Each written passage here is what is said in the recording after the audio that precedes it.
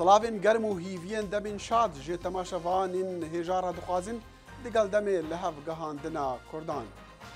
ابوي هيفيه كو ام كردان بجهين نائك سرحاتي وبويرن لجهان دقامن بيك بهورين داخل شمو جفيري جي استدويا دنج امريكا لواشنطن دي سي ديت جلوة في حفتي ما اف بابت جوارا آماده کرنا گله کرد بیراوریا کیمیا بارانا حلب چدکا فرانسی آماده کاریان جبو چکرنا سر هلداین سوری نشان ددن واتیکان پاپینو هلد بجیره و گلوی دستالات بسرچر کارمنده هیا جان كيري ستايل تايبتي خوا لوزارة درفا دادني سياسة النفط كردستاني نافاروكي هفايفينا كامايا دقال خندكاركي كرد ليرا لأمريكا وأرمنستان چه جورا بيوانديان دقال إيراني آبادكا روشا خانمان لتركيا دليفا وزحمتي چنا وأري چرنگ تندو تيجي لديجي خانمان لهريما كردستان عراقتنا انجام دان بمليونان لسرانسري جهاني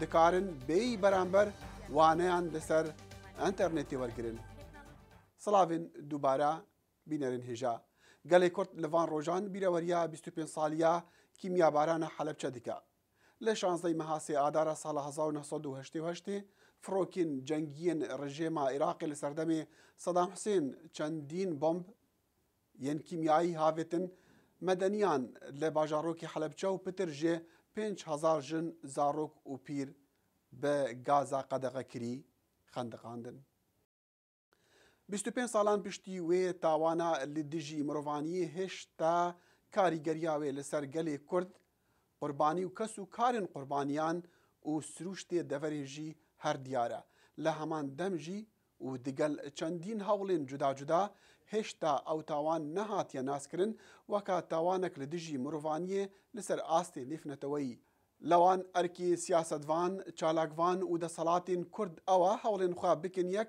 حتا جواکا نفنتوی پیناسینه بکا کو کیمیا باران کرن حلبچا تاوانا لدجی مروانیه و جنوسایده بله بینران لفی بیروری امسری خواه جه حلبچه را دچمینن لسوریه کو گلی کرد لورجی دگل توایا پیکاتین دین ولاتی روبروی دردک گراند بن رژیم قد نائت رای و دف جده صلاتی برنادتن درد مازن سوریا اوا هشتا جواکا نفنتوی کارک جدی نکریه جبو لادانا رژیم اسد پشتی 2 سالان اج سرهلدانا گلی سوری نها فرنسا دی بیجتن او آماده کاری دیگل بریتانیا بکتن جبو چکرنا سرهلداین سوری اگرچی اکتیا اوروپی هنارتنا چکان جرکابرین سوری را قدغه کریه وزیر درve فرانسی لورن فابیوس گوت فرانسا و بریتانیا دوین یکیتیا اوروپا کومبونه که بلز بکن جبو دانو سندنا لسر هلانینا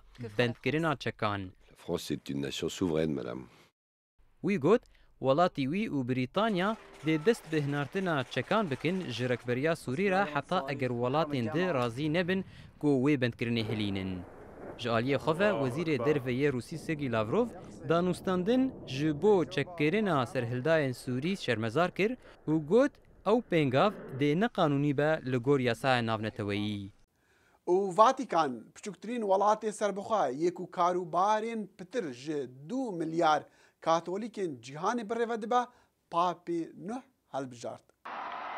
به هزاران اولدار لی میدان سان پیترز لی بندا پوپ فرانسیس بون و به کیف خوشی پیشوازی لوی کرن دماکو ده بلکون ده جوان را آخوی. Buonasera.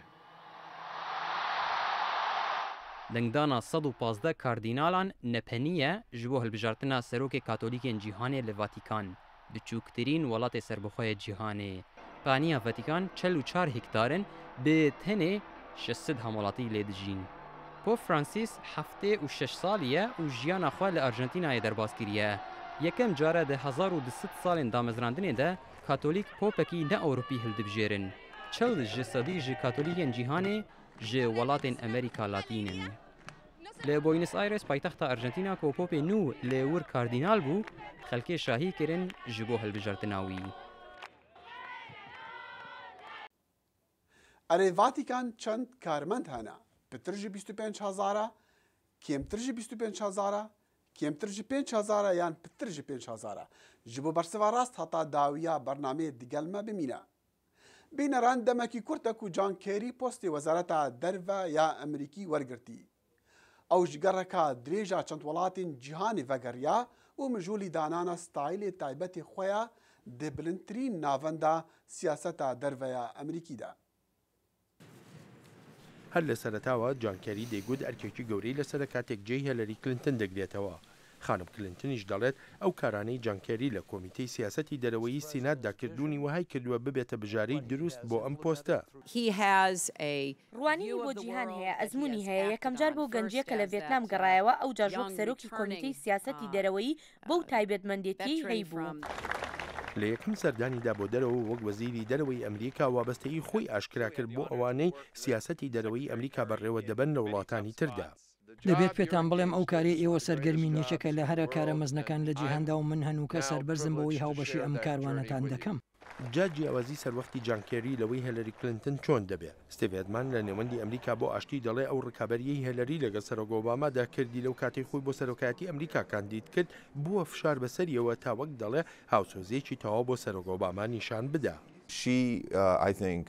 من بڕوام وایە خانم هیلەری کلنتن زۆر ماندوونە ناسانە کاری کرد بۆ ئەوەی ئاماژەی کۆدەنگی پیشان بدات هەرچەندە ئێمە ئێستا دەزانین هەندێک جیاوازی گرنگ لەژێر بەڕێدا هەبوون. من وای دەبینم جۆن کێری زیاتر خوازیاری ئەوە بوو کە بازنەکانی سیاست فراوان بکات بۆ ئەوەی بەرهەڵستی ئەو بربەستانە بکات ئەوانی لایەن کۆچی سپێوە سەپێنرا بوون.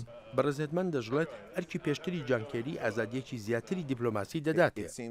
من وای دەبینم ئەو هەز دەکات لە کارکردنی درێژدەم لە ئەنجومەنی سەناتەوە دێت و ئەو تا ڕادەیەک لە پێگەیەکی جیاوازتردایە بە بەراورد لەگەڵ هیلەری کلنتن کە ئەو لە گرتنە دەستی پۆستی وەزیری دەرەوەدا کەمێک زیاتر سەربەخۆ و هەروەها ڕۆڵێکی زیاتر بڕوا بەخۆی دەبینی. هیلەری کلنتن زۆربەی کاتی خۆی بە پەرپێدانی پەیوەندی دیپلۆماتیەکان و بازرگانیەکانەوە لەگەڵ ئاسیادا بەسەر برد. پیک کون هینگ پرۆفیسۆر لە زانکۆی ئەمریکایی دەڵێت کێری سەروەختێکی هێورتری هەیە. هێلەری ڕێی بۆ جان کێری خۆشکرد وەک زیادکردنی بەهاکان بۆ کاریگەری سیاست کە ئەمریکا لە چەند مانگی داهاتوودا دەیبینێت. پرۆفیسۆر پێککون پێشبینی دەکات جان کێری تەوەری ئاسیایی واشنگتن بەرەو پێش دەبات. یەکەم سەردانی فەرمی وەزیری نوێی دەرەوە دانرابوو بۆ ڕاوێژکردن لەگەڵ هاوپەیمانەکانی ئەمریکا لە ئەوروپا و هەروەهاش سەر و سەوداکردن لەگەڵ کێشە درێژخایەنەکانی ڕۆژهەڵاتی ناوەڕاستدا.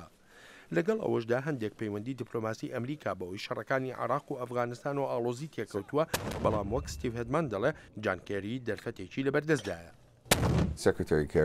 جۆن کێری زۆر لەگەڵ ڕوانگەی کۆشکی سپی و هیلەری کلنتندایە لەمەڕ گرنگی کاری دیپلۆماسی و بایەخی کارکردن لەگەڵ هاوپەیمانان و هەروەها لایەنگری مەسەلەی خۆلادانە لە کاری یەکلایەنە ئەوەی سیاسەتی دەرەکی بەڕێوەبەرەتی پێشووی دیاری کردبوو. جا ئازیزانم وها بڕیارە هاوکاتی سەردانەکەی ئەم مانگەی سەرۆک ئۆباما بۆ ڕۆژهەڵاتی ناوەڕاست جان کێری وەزیری دەرەوەی وڵاتە یەکگرتوەکانی ئەمریکاش یاوەری بکا لەو سەردانەدا. بەڵێن ساڵح بەشی کوردی دەنگی ئەمریکا دەخیل دەگەڕێمەوە لای خۆت. سپاس باڵێن و دەست خۆش ڕاستە سەرۆک باراک ئۆباما دێ سەردانا ئیسرائیلێ بکە ڕامەڵا و ئوردنێژی یا گرنگترژی ئەوە کێشەیەن عەرب ئیسرائیلێ ئیران و بەرنەماوەیە ناڤۆکی و ڕەوشە سووری دێ بابەتێن دانوستاندنێن وی بن دەگەڵ ڕێبەرێن وان وڵاتان. بینەرنێژە نەفت دەرهینان فرۆتن و گرێبەستن دەگەڵ کەمپانین بیانی بوونە ناڤەڕۆکی کێشەیەکە هەری مەزنە دنێڤبەرە حکومەتە هەرێما کوردستانە عێراقی و حکومەتە ناڤەندیە بەغدایەدا. خوێندکارێکی کورد یاریڤان سعید گۆتە لە هەڵبگاندنا کوردان ئەف کێشە دیرۆکیە و نەها کورد دکارن قازانجێ ژێ پەیوەندیە دەگەل تورکیا وەرگرن. ئەومان لەبیر نەچێت کە کوردستانی عێراق شوێنێکی داخراوە بەستمۆیەکە لەسەر دەریانیە هیچ منفەزێکمانە تەنها تاکە هیوا کە ئێستا بەڕاستی هەمامە بریتە لە دەواازی تورکیا بۆی کە بەڕۆی جیهانا بکرێنەوە. بەغایە بەی شوێک مەجارمان نایات لە ڕۆژهڵاتی شوانەوە بریتە لە تاران و لە ئێران کە ڕۆژ بە ڕۆژ لە کۆمەلگای نێودەوڵەتی دوورەکەوێتەوە بە هیچ شێوەیەکی ژناوی کوردستان دەسەڵاتی هەبێت. بەڵام ئێستا کە حکوومەتی هەرێمی کوردستان عقدی زۆر باشیەوە بە کۆمپانیا تورکیەکان جنێرال ئێنەرجی کە یەکەم کۆمپانیای تورکی بەریتانی بکات لە کوردستانە عقدیان لەگەڵاکردن و ئێسش یەکێکە لەو کۆمپانیانەی کە نەوتە نێرێتە دەرەوە بۆ تورکیا ئەم سیاسەتە خزمەتی کوردستان زۆر باشیەکە لە یەک دوو لایەنەوە. یەکەمیان تورکیا وڵاتێکی زۆر گەورەیە لەگەڵ ئەوروپا دراوسێن ئەگەر لە داهاتوە نەبن بە ئەندامی یەکێتی ئەوروپا پێویستی بەنەوەتە بێت. تورکیا یەکێکە لە گەورەترین دەوڵەت ئابووریەکانی جیهان، 16مین ئابووری جیهانەی ئەندامی G20ە. کە کێریڤان بەڵام لە عینی کاتەش زۆر خەڵکە زۆر کورت هەیە کە بڕوا بە تورکیا ناکەن یان متمانە بە تورکیا ناکەن لەبەر سیاسەتەکانی بەرامبەر بە کورد. سیاسەتی خارجی هەرێمی کوردستان واروە ئەو سیاسەتی نەوتێکڵی هەیەی بە تایبەتی لەگەڵ دەوڵەت تورکیا وای لە تورکیا کردووە کە زیاتر لە کورد نزیک بێتەوە، زیاتر هەڵدات کە کێشەکانی کوردی خۆی چارەسەر بکات، چونکە ئەزانێت ئەگەر نەتوانێت کێشەی ناوخۆی خۆی چارەسەر بکات هیچ داهاتوێشی نابێت لە هەرێمی کوردستانی خۆماندا. اینجا هەرێمی کوردستان بەڕاستی شوێنێکە کە زۆرترین نەوت و گازی لێیە. تورکیاش پێویستی زۆر بەو نەوت و گازەیە بە تایبەتی لە ساڵانی داهاتوواگەر، چونکە ئابووری تورکیا ساڵانە تقریبان لە سادە زیاد دەکاتجی. تا چەندێک تۆ کە تایبەتمەندێکی بواری نەوتی پشتڕاست دەکەیتەوە کە ئەو نەوتە زۆرە لە هەرێمی کوردستان دۆزراوتەوە و هەرێمی کوردستان ئەو نەوتە زۆرەی هەیە؟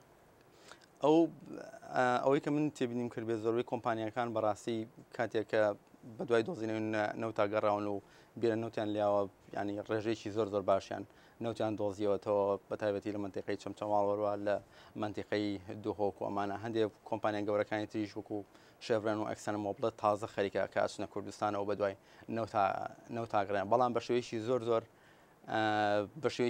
گەشتی نەوت و گازێکی زۆر لە کوردستانە هەیە کە کوردستان ناتوانێت بەڕاستی تەسیر لەسەر نرخی نەوت بکات لە داهاتووە، تەسیر لەسەر نرخی گاز بکات لە داهاتووە. ئەگەر کیانێکی سەربەخۆی هەبێ، بەڵام ئێستا بەشێکە لە عێراق، ئێستا بەشێکە لە عێراق، بەڵام بەڕاستی ئێمە عێراق کێشەی زۆرە، کێشەی ناوخۆی زۆرە، شیعە لە ناو شیعە، کێشەی سونە و شیعە زۆرە. بەڕاستی ئێمە ینی نابێت لەسەر کێشەکانی بەغا ڕابوەستین و چاوەڕێیان بکەین و یان بمانێ حەلی بکەین، چونکە بەڕاستیەوە زیاتر دوامانەکە ئێمە فرسەتێک هاتووە پێشەوە پێویستە لەسەر ئەو فرسەتە ئیش بکەین. دەرفەتێکی مێژووی زۆر باشە. خەڵکی هەرێم خۆی چۆن سەیری ئەو سیاسەتەی هەرێم دەکات لە بواری نەوتە؟ خەڵکی کوردستان بڵێن زیاتر کوردبینە، حەزەکە ئەوەی کە هەیە ئەوەی کە کراوە لە مەسەلەی نەوت و شتانە بە شوەیەکی زۆر سریع ینی ئەنجامەکەی ببینن. لەوەش حکوومەتی هەرێمی کوردستان لەوە چێ بڵێم خەلەلی هەیە لە ڕووی ئەوەی کە زۆر شەفاف نییە و هەروەها ئەو عەقد و شتانە کە کرا لە ڕابردووە زۆربیان بەڕاستی نە پەرلەمان بینی هیچ کەس نەبین، تەنها لە نێوان حکوومەتی هەرێمی کوردستان و هەروەها چەند کەسێکی ناو حکوومەتی هەرێمی کوردستان و ئەو کۆمپانیا نەوتانە. وایە ئێستا زۆربیان لەسەر وەبسایتی حکوومەتی هەرێمی کوردستان عەقدەکان دیارن، بەڵام ئەو ڕۆیاڵیتی و ئەمانە کە خۆمان پێڵێن شیرینی نەوت و ئەمانە کە بەڕاستی تا ئێستا دیارنیە و داهاتانە بۆ چۆبڕن، خەڵک لەم شتە زۆر ناومێدە. وایە من یان لە ساسەد لەگەڵ ئەوام کە سیاسەتی دەروی حکوومەتی هەرێمی کوردستان لە بواری نەوتا لە بواری پەیوەندیەکان و فراوانکردنی پەیوەندیەکان و کردنەوەی ئۆفیسی حکوومەتی هەرێمی کوردستان لە دەرەوە لە ساسەد سەرکەوتوو بووە، بەڵام کاتیت بۆ کێشەی ناوخۆ، کاتیت بۆ شەفافیت، کاتیت بۆ مەسەلەی پار و ئەمانە ئەوە خەڵکی زۆر ناومێت کردووە. بەڵێ بینەران لە ڤانساڵێن داوی خانم لێ تورکیە کاتن وارن نەعەدەتیەن کارێ خانمان ئەو سەرکەتی بوون دەکارداریەدا di siyasetê da û di warên akademî da lê tevî vana jî yan tevî van delîveyan xanim lê Tirkiya rûbrûyî zehmetiya bûne weka ferq û cudahiya li ser binemayê regezî û newekheviya dahatî. Binyadê Rojhilata Navîn lêre li Washington panêlek ji bo sê xaniman rêxist. Hevkar Sîrwan Qeşo li wir amade bû û ev raport gihandiye. سێ ژنên Tirk ku dêwarê siyasî û aborî de cihekî li nav qada Tirkiye digirin, panêl birêvebirin. Yek ji wan jinan deriya bakbak endama Parlemana Tirkiye ser bi Partiya AKP ya Serokvezîr Recep Tayyip Erdogan e. Pesnê rewşa jinan li welatê xwe da û got ku jinê li Tirkiye gelek gavên li pêş avêtiye, bi taybet li jêr deselatdariya Partiya Dad û Geşepêdanê AKP. جیگرا سروک گروپا توسکونیا بزنزمان و پیشسازان لترکیه رانا تزجان آچک گوز بحثا زیدبونا رژیا بجداریا جنه لناو کارسازیه کر و گرینگی دا پیشخستنا همو درفتین برجنه بو بهیسگرنا بجداریا وی. What I can say is that of course in the southeast region تشت از دکارم ببیجم اوه کروش آبوری لباشور روشالات ترکیه نوکی بشندنین ولاته گلک جداهین مزن هنه ام جیوه که آگا دارن نها گلک کارو خبان تنکرن اجبو ام روش آبوری و روش جنان لوان دوران باش بکن لجداهین جغرافی و هرمی لترکیه گلکی بربچاون روشا جنا ترک لستانبوله نوکیا جنا کرد لدیار بکریه لورا گلک والاهی دوی ناوی دا خویا دکه لباشور رجلاتا ترکیه جهه کو پرانیا کردان لید جین درفتین آبوری و جواکی جبو پیشببرنا آستا کارینین جنان پیدا نابن روشا سیاسی جی باندورا خواه لوی اکی دکه اجبو پیک اینانا و آرمانچه پیدوی گاون مازن ورن آویتن اجبو پیشگیریا جنان کو کار بکن باشداریا مازن جالی جنان و باندورکاوی یا گرنگ لسر پیش و چون آبوری هیه از گرنگ دبینم که جن باشداری لوی پروسه بکن و پیدوی اف گاب بن بنگهن سیاست آبوری و سیاست جواکی لیوی کنفرانسی گرینگی ندا وار نینی کو جنین جواکا ترکیه تیده در باز دبن توان ناموسه و کومیناک دیارده که بالکش در روژوا ترکیه ده لی پانلیستان بال نکشاندن سرویه که هر وها کیمبون یان نبونا آلاوین پیشکتی جبو پروردکرنا جنانجی برزگری که خودیگرانیه دست خوش سیروان جبو في راپورتي اف سي خانم جو تركيا بحثا ازمونين خوادكن لي حتا چندي او راز بين دقل راستيا لسر عردي سپاس دخل براستی نحطا راديكي او خانم حرسي بحثا تجربه وخود كن تجربه خوي شخصي كو تشل اسطنبول بن تشل انقره وتشل باجاري مزن دواري سياسي دبراستي جنا جن لتركيا بقشتي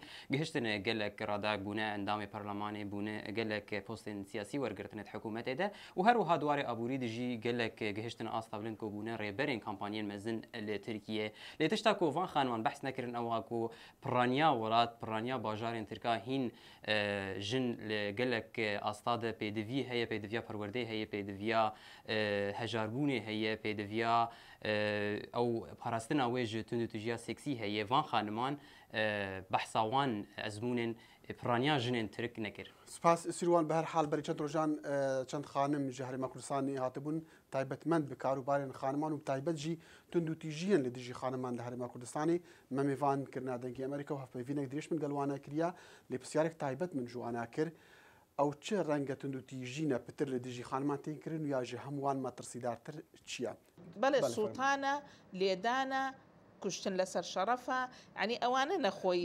اختصابەکەم لە بەخشانخان کرد شێوەی یعنی چەند جۆرێک هەن بەڵام کامەیان زیاترە لە کوردستان وكاميان مترسيدارة بلى أوي مترسيدارة طبعا كشتنيشنا أوا يعني هرشنا أوا باش أوي قانوني عقوباتي عراقي جمار الصويان سي شستونو لهريمي كردستان هم ماركرا استا قرتني أوانا ودان يعني كأرين بدادقة زور أسانتر لبيجدان چونك إسا بجريمة كي بتاواني كي عادي حسابك ليه ئەوەی کە باسی ئەتوانین بکەین و کە ئەمیش مەترسیدارە هەنێ جار کوشتنی ژنە بەڵام بە ناوی ئەوەی کە خۆی کوشتووە هەنێ جار ئەوە نەفشار ئەخرێتە سەر ژن کە خۆی پەنا ئەبا بۆ خۆ کوشتن کە ئەوە قەت دروست نییە و ئێمە هەمیشە یعنی هەوڵەین ژنان پەنانە بەنە بەر ئەوە شێوازی تری توموتیژی هەیە کە زۆر بازەکرێ حتا لە وڵاتانی دەرەوە بازەکرێ مەسەلەی خەتەنەکردنە FGM کە ئەوە لە ساڵانی پێشووە ڕێژەکەی زۆر بەرز فعلەن لە هەرێمی کوردستان ئەف مێزگەرت دێ بدرێژی لەسەر ماڵپەڕێن دەنگی ئەمریکا یان دەنگی ئەمریکا و لەسەر فەیسبووکێ بێت تەماشەکردن بینەران لە دەمەکی و وڵاتین ڕۆژئاوا دەبێن ئیرانێ ڤە دەربکن ji ber بەرنەماوەیە ناڤۆکی ئەرمەنستان وڵاتی و چه سنوورên li ser deryayên înin divê peywendiyan yan têkeliyan digel Îranê ava bike gelo ev çi peywendî ne em guhdariya vê raportê bikin لە هەموو ئەرمینیای کریسچیاندا تەنها یەک مزگەوت هەیە کە 15 ساڵ لەمەوبەر ئێران دروستی کرد. لە مزگەوتەدا خوێندن بە زمانی فارسی هەیە و دەبێت کەسایەتی ئێرانیەکان کە سەردانی ئەرمینیا دەکەن بیبینن. وەک سەرۆکی ئێران کە 15 مانگ لەمەوبەر بۆ کۆبوونەوە لەگە سەرۆکی ئەرمینیادا سەردانی کرد. ڕۆژاوا لە هەوڵی لە پەراوێزنانی ئێراندایە و لە بڕواایشدایە بەرنامە ناوچەکەی تاران بۆ دروستکردنی چەکی ناوچیە. هەرچەندە ئێران نکوڵی دەکا بەڵام ئەرمینیا لە ڕۆژاواوە تورکیای هەیە و لە ڕۆژەڵاتیشەوە ئازەربایجانە بۆیە هەوڵی پەرەپێدانی پەیوەندیەکانی دەدا لەگەڵ دراوسەکەی باشووریدا. ئەرمینیا تەنها وڵاتێکی دراوسی ئێرانە کە تاران ئاسوودە دەبێت پێی و هەروەهاش دەخوازێت پەیوەندیەکانی لەگەڵدا زیاد بکات. بەڕوانینی ئەرمینیاش هەستێکی هاوبەشی تەریکردن هەیە کە هەردوو وڵات هەست بەبوونی وڵاتی توژمنیان ڕکابەر لە چواردەوریاندا دەکەن. لە ڕیست نورێکی هاوبەشی 35 کیلۆمەتریەوە لۆری و کامیۆنەکانی ئێران ئەم وڵاتە بە ئێرانەوە دەبەستنەوە. ئابووری ئێران 50 ئەوەندەی ئەرمینیایە لەگەڵ خراپی ڕێگەوبان و زۆر جاریش مەترسیەکانی ئەرمینیاییەکان بە شوێن ئەڵتەرناتیڤی ترەوەن. هەر کە ئەرمینیا وەگەرخستنی سەرمایی دۆزیەوە ئەوا دەتوانرێت هێڵی شەمەندەفەرەکان ببەستێتەوە بۆی ئێرانەوە و دەست ڕابگات بە ئۆقیانوسی هیندی و کەنداوی فارسیشەوە. 6 ساڵ لەمەوبەر ئەرمینیاییەکان ماڵەکانی خۆیان بۆ گازە گەرم دەکردەوە کە لە ئێرانەوە بۆیان دەچوو. ئێستا ئەرمینیا دەخوازێت بۆری و لولەنەوتی لە ئێرانەوە ڕابکێشێت و هەروەهاش دوو کارگەی وزەی ئەلکتریک کە بەنەوت کار دەکەن لەسەر سنووردا بنێت. ئەمە هەر تەنها بژارەی ئەرمینیا نیە، دۆسەی زلهێزەکانە ئەمریکا و رووسیا. لەگەڵەوەشدا کە سزاکان زیانیان لە ئابووری ئێران داوە بەڵام لە ئەرمینیا تروسکاییەک دەبینرێ. حکوومەتی ئێران کڕینی کارەستە و کەلوپەلی وەک لاپتۆپ و مەتریاڵەکانی ئارایشتکردن و هەتا دەگاتە چوکلێت قەتەغی کردوون. ئەمەش هۆکارێکە بۆ دەرکەوتن و تا ئەندازەیەکیش زۆربوونی بازاڕی ڕەش بە تایبەتی کاتێک ئێرانیەکان بۆ گەشتیاری دێنە ئەرمینیا و دەست دەکەن بە داوای ئەم شتانە. جا ئەزیزانم ماوەتەوە ئەو بڵین هەڵکشان و داکشانی پەیوەندیەکانی نێوان ئەم دوو وڵاتە دێرینە تەمەنی دەگەڕێتەوە بۆ زیاتر لە 3000 ساڵ. بەڵێن ساڵح بەشی کوردی دەنگی ئەمریکا دەخیل دەستخۆش بەڵێن لە ساڵا 2011 جیهانا ئەکادمی بەخوا حەسیات دەما پرۆفسۆرێکی زانینگەها ستانفۆرد وانەیەن زانیاریین ژیرانە یان ژیراتیە بەی بەرامبەر دانانە سەر ئەنتەرنێتێ پتر ژێ 160,000 خوێندکاران لە سەرانسەری جیهانی کەتن وێوانەی و ئەوانە وەرگرتن. سەرکەتنا ستانفۆرد زانینگەهین دیین وەکا هاروارد و MIT هاندان و پتر بالکشاندە سەر وان ڕێخستیین پێشخستنا پەروەردەیە لەسەر ئەنتەرنێتێ هانددەن. ئەم پۆلی ئەندازیاریە لە زانکۆی ستانفۆرد لە کۆرسی ئینتەرنێتیش دەخوێنرێت. زانکۆکە 30 بۆ 40 کۆرسی هەیە کە بە خۆڕایی لەسەر ئینتەرنێت دەشێت بخوێنرێت و زیاتر لە 1,500,000 کەس ناونووس کراون. خشتەی کاتی ئاسایی هەیە ئەرکی ماڵەوە دەدرێت و تاقیکردنەوەشی تێدایە بەڵام بەخاڵ بۆ بڕوانامەی زانکۆ داناندرێت. جێگری سەرۆکی زانکۆکە دەڵێت زانکۆکە ئەم کۆرسانی بۆ خزمەتی گشتی داناوە. ئێمە خەڵکی فێر دەکەین ئەمە شتێکە کە پێمان خۆشە بیکەین. ئەگەر ببینن خەڵکی لە سەرانسەری جیهان لێمان فێر دەبن زۆر خۆشحاڵ دەبین.